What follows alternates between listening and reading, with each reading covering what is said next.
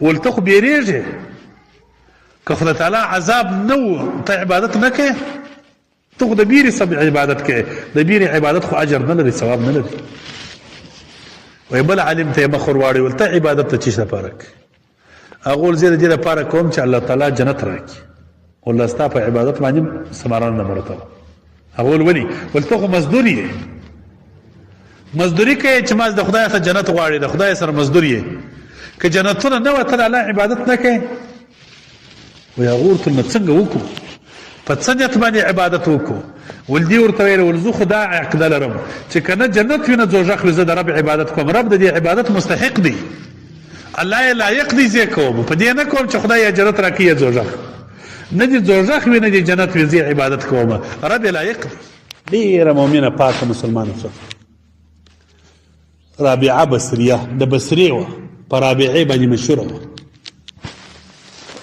دلته لیکلي دي په دا ځای کې د دغه آیت مبارک لاندې پر دې ریاکاري باندې چې الله تعالی وایي چې ریاکاري په نفقه کې مه کوه د خدای لپاره یې کوه نیت خالص ته الله رضا وګرځوه نور نیتونه مه کوه د رابعې بصرې تاریخ یې ورته لیکلی دا یو زنانه وه ډېره قدیمه تېره سوې تابعینو زمانې ته نږدې د یو چا مینځه وه خوارکۍ خو د رنګ څخه ډېره حسنه و جمیله ښایسته ښځه د دنیا د اولیاو په فهرست کې په غټ نامه کې یو د دې نوم دی ډېره لو ولیه ښځه تېره سوې یو بادار به اخڅله بل به رانیوله ښایسته ښځه وه مینځه وه تاسو ته شرعي مسله معلومه ده د مینځه چې بادار واخیستل د بادار داسې ده لکه خپله ښځه و بیبي هغه اعمال چې د خپلې بیبي سره کوي هغه دې سره هم روا دي نو اخڅله یې په ډېر غټو غټو قیمتو خرڅېدله حتی چې سپین سر یې سول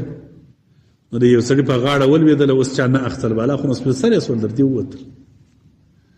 یو وخت خپل بادار راوستل په یو بازار کې خرڅول نه خرڅېدل ډېر وخت یې ووالي ډېره سخته دغه وه ډېره خفه وه دا مبارک ډېره نیکه زنانه تېره سوې ده ښه د ډېرو مادتو غټو اولیاو په نومانو کې د دې نوم دي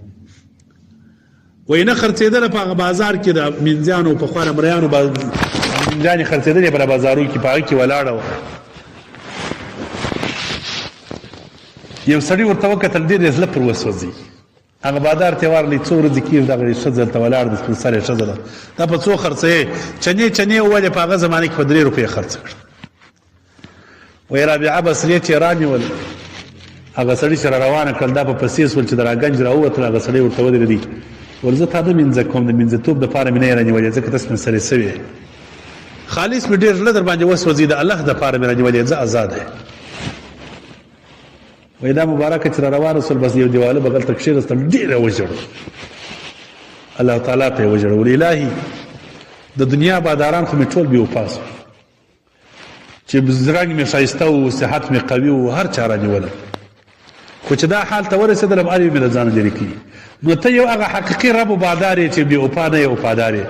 ربه نور د دنیا څخه توجه اړوم ازاده سولم ستا و خواته ستا غلامي شروع کوم په بصره کې په یو غره کې وایي چینه و په هغه چینه کې بس د الله عبادت شروع کړي په راچینه کښېنسته ټول د دنیا انسانان یې پرېښول بس هلته د خدای عبادت شو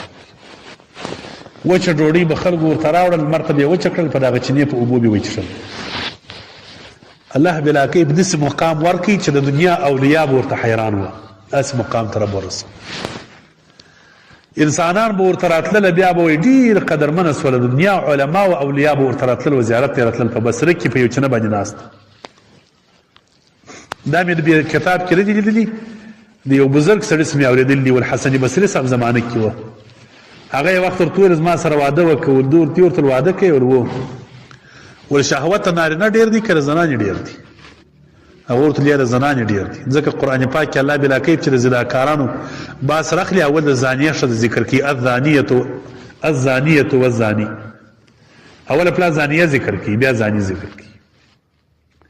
ول دا ځکه چې شهوت د زنانې ډېر دي نو دې ورته اوس به ما غوښتنه کولی چې څوک واده راسره وکړي څه ولیکئ وایي بیا یې د خپل داسې پوست راکش کړي داسې چې دا داسې راکش کړي هغه پوست یې د هغې د جلا سو د بدن یې وینه نه وکړه ول دې ویل چې د یو چا د بدن دغه حال د خدای د وهم او د خوفه یې دا پوست دغسې ولاړ وي دغسې حال ته چې رژېږي هغه به د واده څه خوند واخلي داسې یو بزرګه ښځه وی وقت علما ورته رالل علامه اسماعیل حقی رحمه الله لیکلي دي وی علما ورته راجمع شول بیا یې د دې څخه دې پوښتنې ځینې وکړې یو عالم ته وویله ولته د خدای عبادت ته څه دپاره کوې هغه ویل زه د دې دپاره کوم چې الله مې د عذاب خلاص کړي ول دې دا خو دې ښه نیت نه دی دا عبادت خو دې ښه نه دی هغه ویل ولې ویل ته خو بیریږې که خدای تعالی عذاب نه و ته عبادت نه کوې ته خو د بیرې سبب عبادت کوې د بیرې عبادت خو اجر نه لري ثواب نه لري وی بل عالم ته یې مخ ور واړوي ول ته عبادت ته څه دپاره کوې هغه ویل زه د دې دپاره کوم چې الله تعالی جنت راکړي والله ستا په عبادت باندې ثمران نه مرتبه هغه ویل ولې ول ته خو مزدور یې مزدوري کوې چې ما د خدای څخه جنت غواړې د خدای سره مزدور یې که جنتونه نه وه ته د الله عبادت نه کوې وی هغه ورته نو څنګه وکړو په څه نیت باندې عبادت وکړو ول دې ورته ویل ول زه خو دا عقیده لرم چې که نه جنت وي نه دوزخ وي زه د رب عبادت کوم رب د دې عبادت مستحق دی الله یې لایق دی زه کوم په دې نه کوم چې خدای یې جنت راکړي یا دوزخ نه دې دوزخ وي نه دې جنت وي زه عبادت کوم رب یې لایق دی په دې خاطر دغه نیت الله په دربار کې قبول دی چې په دې نیت به د الله عبادت کوي چې خدای ته خدای ته قادر مطلق یې ته د ټول دنیا معبود یې د ټول دنیا رب یې مالک یې الله ته زما خالق یې زه دې پیدا کړم ته د دې عبادت لایق یې زه دې عبادت کوم نه دوزخ غواړم نه جنت غواړم په یو دې کار نه که راکوې که نه راکوې ستا اختیار دی دغه د اخلاص نیت دی ښه ټول کتابونه د نیت په باب کې د دې دا قول نقل کوي دا یې هم لیکلي دي یو بل ځای ما پکې لیدلي دي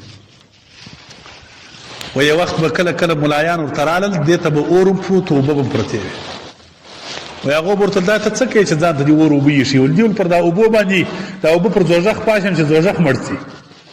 دا اور جنت ته ور اچوم چې جنت وسوځي چې د خلکو دا تمه وخېږي چې یو سړی وایي زه د جنت لپاره عبادت کوم بل وایي زه د دوزخ لپاره دوزخ بیریږم دا تمه د انسانانو وش کېږي خالص د خدای پر خدایي یقین چې د خدای په خاطر عبادت دا نو هغه اعلی د نیتو دي ښه خورا ګران دي که یو سړي دا نیت و چې خدای جنت راکړي عبادت کوم او قبول دي که سړي دا نیت و چې خدای د دوزخ اخلاص کې عبادت کوم هم قبول دي خو اعلی نیت دا دی چې خدای که دوزخ راکوي که نه راکوي که جنت راکوي که نه راکوي ستا د خدای په خاطر دی عبادت کوم دا نو بهترین نیت دی که دا نیت سړي وکړي دا د لوی اولیاو نیت دی ګوره امام رباني صاحب مبارک مکتوبات کې پر دې باندې ډېر غږېدلی دي چې حسنات الابرار سیئات المقربین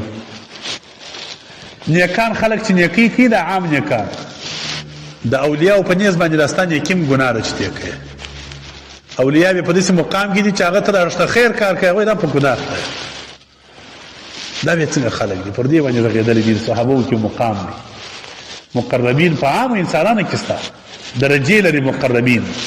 که نه زه ډېر وخت دعا وکړم وایم الله ته خو ګرانه نه ده اکثر وخت د لمانځه وروسته دعا کوم یو وخت کې خدای تعالی ته خواست کوم اللهم اجعلنا فی عبادک المقربین ډېر وخت دعا خو یو مقام دی چې الله یې یو چاته ورکړي بیا مراتب یې لري نو بیا یې په هغې کې دا خبره هم راخیسته مثال یې ویلی چې حسنات الابرار سیئات المقربین د څه مثال دی